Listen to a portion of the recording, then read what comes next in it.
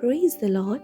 आप सभी को प्रभु यीशु मसीह के पवित्र और महान नाम से स्वागत करती हूँ आज के एक सुंदर और विशेष वचन के साथ। आपको कभी कभी ऐसा लगता हो कि आपके इतने प्रार्थना करने के बावजूद परमेश्वर कुछ उत्तर क्यों नहीं दे रहा है। आज हम इस विषय पर बात करने जा रहे हैं। जब परमेश्वर चुप लगता है तब भी वो काम कर रहा होता है। आप इस वचन को देख सकते हैं रोमियो उसका 8:28 में।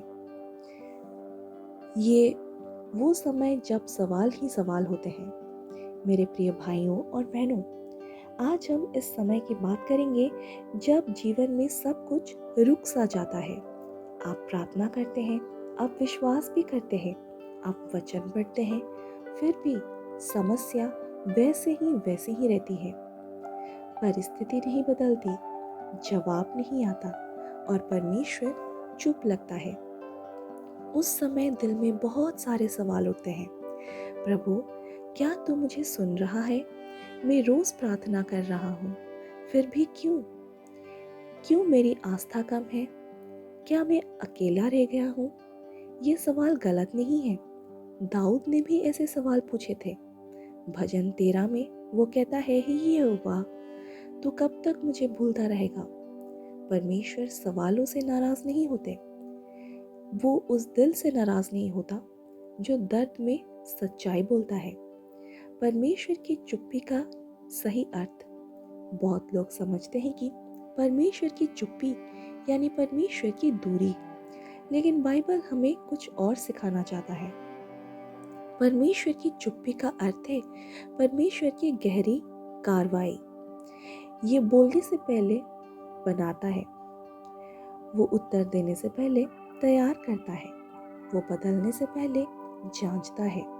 यशाया 55:8-9 में परमेश्वर कहता है, मेरे विचार तुम्हारे विचार जैसे नहीं हैं।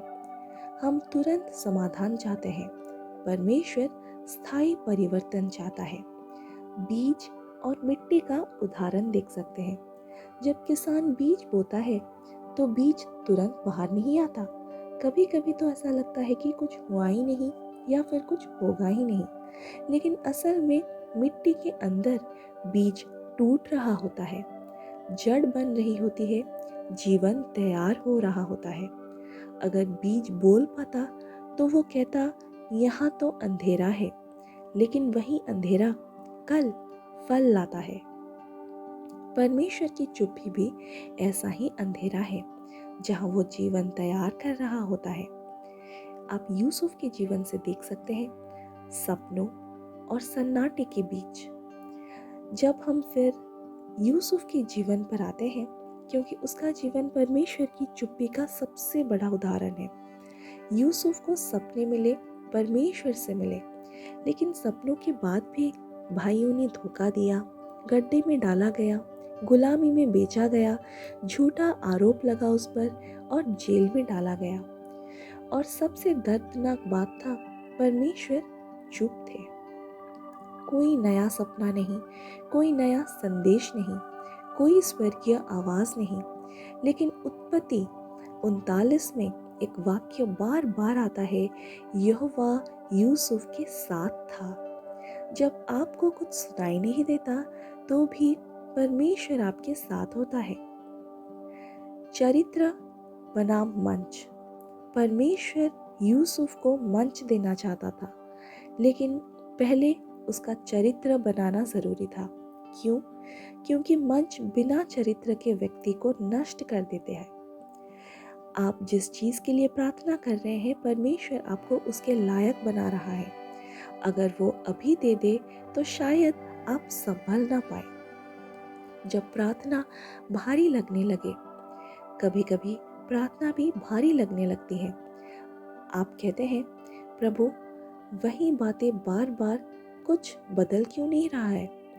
लेकिन सुनिए, हर प्रार्थना उत्तर बदलने के लिए नहीं होती, कुछ प्रार्थनाएं आपको बदलने के लिए भी होती है। परमेश्वर पहले आपको अंदर से मजबूत करता है, फिर बाहर की परिस्थितियां बदलता है। दाऊद प्रतीक्षा में टूटता और बनता हुआ। दाऊद को राजा बनने का अभिषेक मिला, लेकिन राजा बनने में सालों लग गए। इसी बीच वो जंगलों में छिपता रहा। शाऊल उसे मारना चाहता था। वो रोता रहा, वो लिखता रहा। भजन संहिता दाऊद की प्रतीक्षा की डायरी है। अगर परमेश्वर ने दाऊद की प्रतीक्षा को वचन बना दिया तो आपकी प्रतीक्षा को भी गवाही बनाएगा। यीशु और सबसे भारी चुप्पी। अब सबसे गहरी सच्चाई यीशु है। यीशु ने बीमारों को चंगा किया, मृतकों को जिलाया, प्रेम सिखाया, फिर भी क्रूस पर स्वर्ग चुप था। यीशु चिल्लाए, हे मेरे परमेश्वर, तूने मुझे क्यों छोड़ दिया? उस पल सब कुछ शांत था, लेकिन उसी चुप्पी में शैतान हार रहा था। मृत्यु हार रही थी, उद्धार तैयार हो रहा था। परमेश्वर की सबसे बड़ी कार्रवाई सबसे बड़ी चुप्पी में हुई। आपके जीवन की चुप्पी। आज ये संदेश सुन रहे भाई और बहन, शायद आप विवाह को लेकर प्रार्थना कर रहे हो, आप आर्थिक बोझ में हो, आप सेवा में फल नहीं देख पा रहे हैं, आप अकेलापन महसूस कर रहे हैं और परमेश्वर आपको चुप लगता है। लेकिन आज वो आपसे कहते हैं, मैं चुप नहीं हूँ, मैं तुम्हारे जीवन की नींव मजबूत कर रहा हूँ। 3 सच्चाइयाँ जो आपको पकड़ कर रखनी है।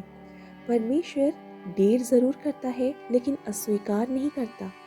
परमेश्वर चुप ज़रूर रहता है लेकिन अनुपस्थित नहीं होता। परमेश्वर जो शुरू करता है उसे पूरा भी करता है। आइए हम मिलकर एक घोषणा करते हैं। मैं परिस्थितियों से नहीं, परमेश्वर के वचन से चलूंगा। मैं चुप्पी में भी भरोसा करूंगा।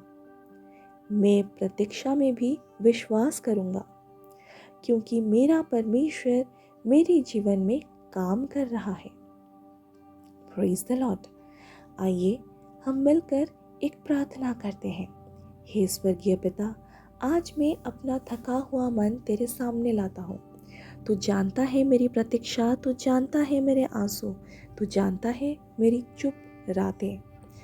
जब मुझे तेरा उत्तर सुनाई नहीं देता, तब भी मुझे तुझ पर भरोसा करना सिखा। मेरी चुप्पी को गवाही बना, मेरी प्रतीक्षा को उद्देश्य दे और मेरे जीवन में तेरी इच्छा पूरी कर। यीशु के सामर्थ्य नाम में, आमीन। Praise the Lord. अगर आपको इस वचन से कुछ सीखने को मिला है या तो आप उत्साहित हुए हैं, तो निश्चित रूप से ये चैनल को सब्सक्राइब करें और दूसरों के साथ ये वचन को शेयर करें। प्रभु आपको बहुत आशीष दे और आपके जीवन को बरकतों से भर दे। Praise the Lord. Hallelujah. Amen.